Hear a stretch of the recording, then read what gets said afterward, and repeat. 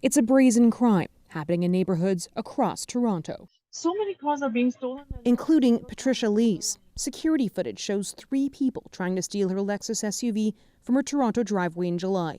One person tries the door handle. 2 others cover the headlights. Shortly after, an alarm goes off and they run away.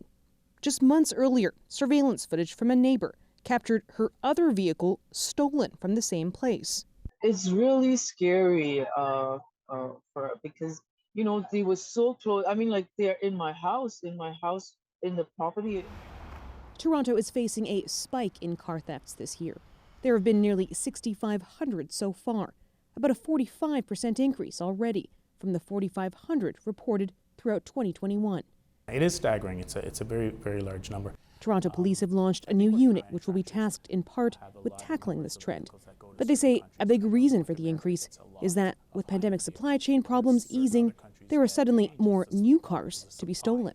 The manufacturers now, I believe, are delivering vehicles that, from what I understand, hundreds and hundreds of orders had come in and were unable to be delivered. So it's simply a case of a higher supply.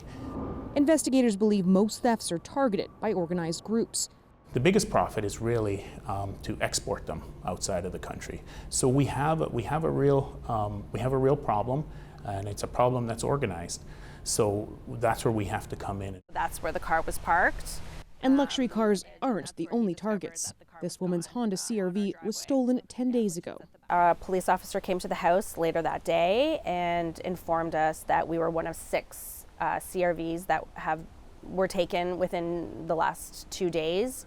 Systems. Brian Gast's group tracks car theft data and says that crime has a wide impact. And it affects all Canadians. It affects premiums. Happens quickly. After a spike in thefts from their neighborhoods, some community groups took matters into their own hands. We do the Neighborhood Watch program, and that was all part of it, is to try and communicate prevention techniques.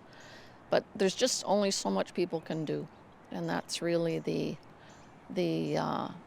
problem. As for Lee, she says she no longer feels safe driving her Lexus in Toronto. It has scared me so much that I don't want to keep the car anymore.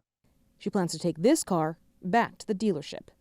Farah Morali, CBC News, Toronto.